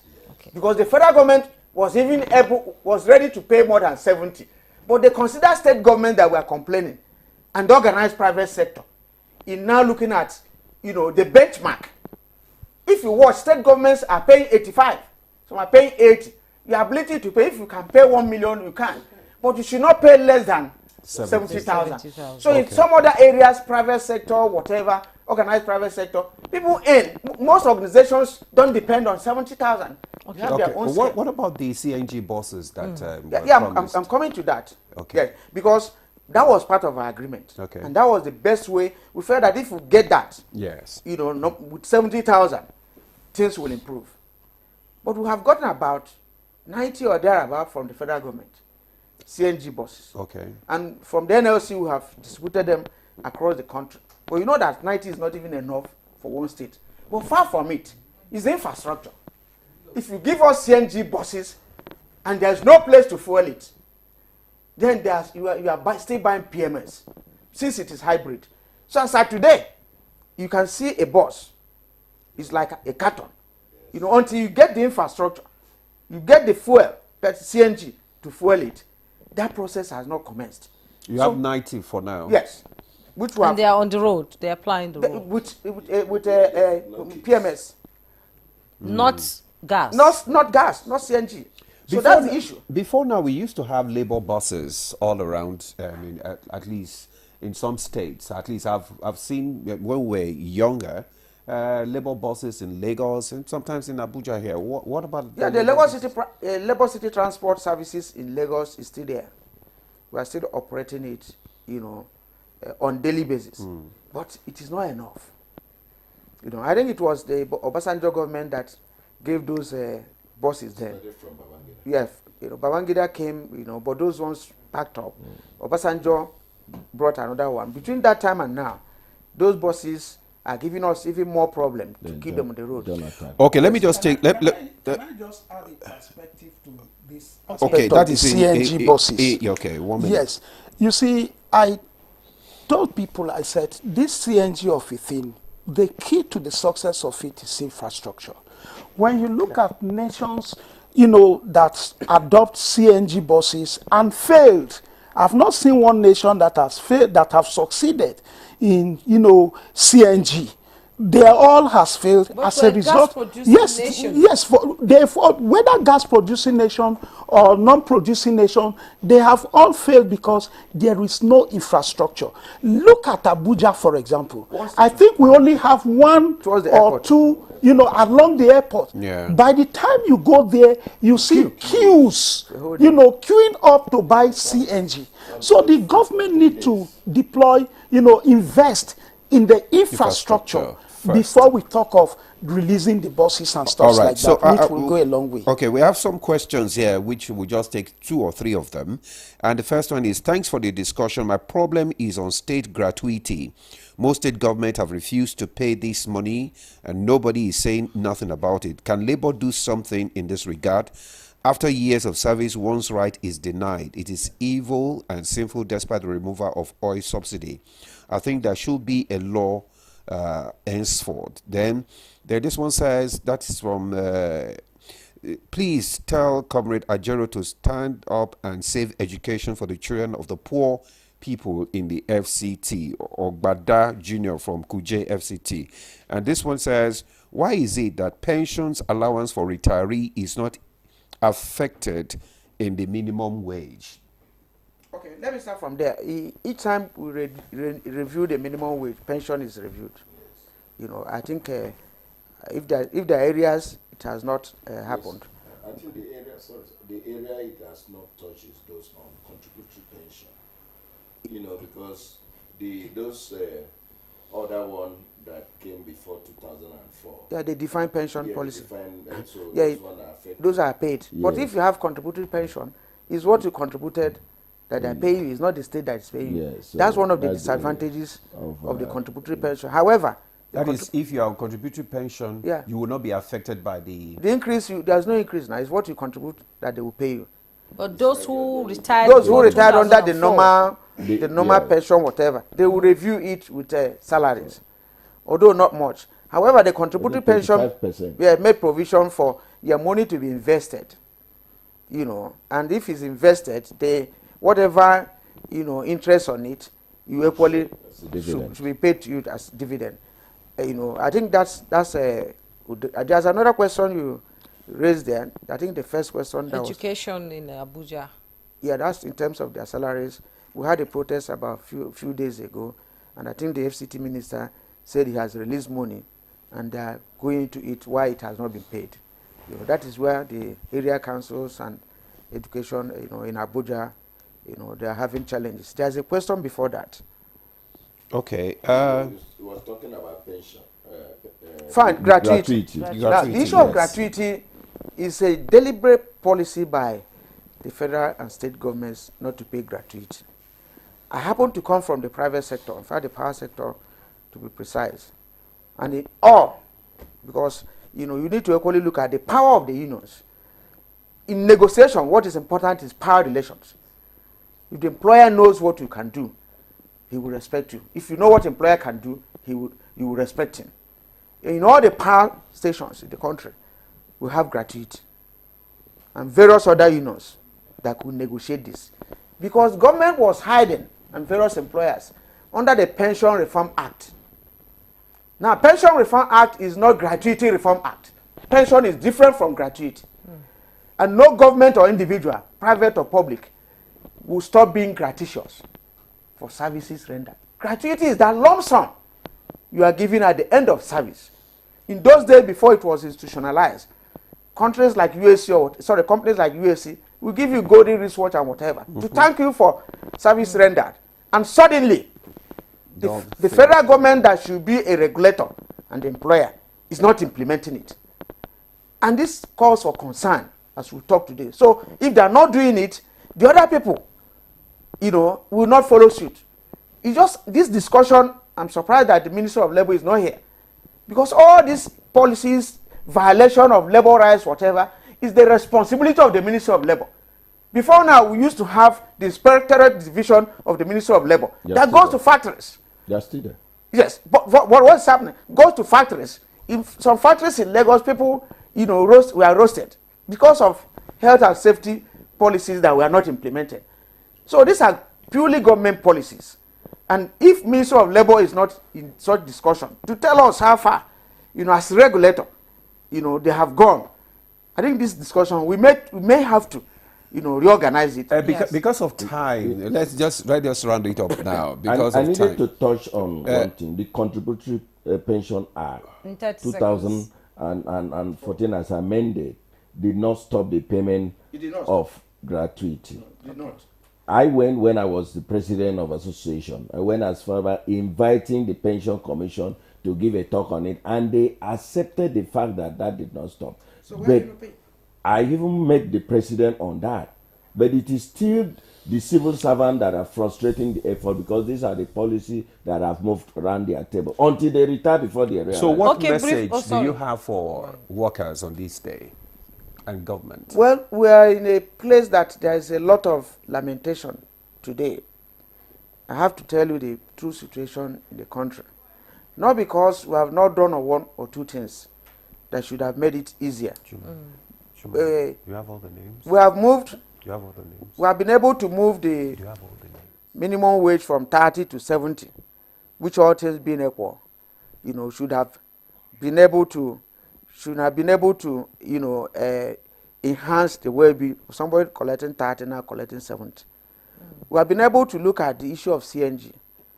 If you need to fill your tank with 50,000, under 15,000 with CNG you fill your tank. And those are the areas we looked at. That okay, instead of every year we protest that PMS they have increased the price, let us look for alternative. That alternative, if it was done, could have assisted us. So at this point, since we have a Renew Hope agenda, we still ask the workers to have hope so that things will get better. But we're going to double our efforts to make sure that things improve. Indeed, you're going Workers to double your to have efforts. hope that Comrade things Joe will get better. Ajero, President Nigeria Labour Congress, thank you so much for coming on Good Morning Nigeria today. Time is never enough to talk about issues like not this. on all these So issues, thank you so Maybe much. we'll have part two Comrade, of this discussion. Yes, Comrade Tommy Etem Okon, former National President, Association of Senior Civil Servants of Nigeria, and First National Deputy President, Trade Union Congress of Nigeria. Former. Yes. TUC, thank you so much for your contribution to the conversation. And Comrade Dominic Alancha, Public Affairs Analyst, you have the pulse of Nigerians, so you know what's happening. Absolutely. Thank you so much for Thank your you very analysis much of for the having issues. No, we don't know who awarded him. And just Good Morning Nigeria for today. Yes. Well, we'll join our colleague Ayodiji Bakide, who is standing by, or will I say sitting by? Sitting by. Ayodiji, I have a question for you. All right, Ayodeji. What are you expecting as a civil servant? What are you expecting from the labor union? What do you expect them to do? And do we expect good news from the labor union in their message today to Nigerian workers? Well, obviously we expect greater news, particularly issues of welfare, insurance, and for those who are senior citizens, remember, we'll all enter the club one day. And hazard allowance too. Thank you so much, Ayodeji. You can take it away from here. All right. Thanks so much, Jumai Yusuf and Ademola Adeoye, for that very engaging conversation on Good Morning Nigeria, particularly for this day, Workers' Day 2025. And from the Good Morning Nigeria studio, I'd like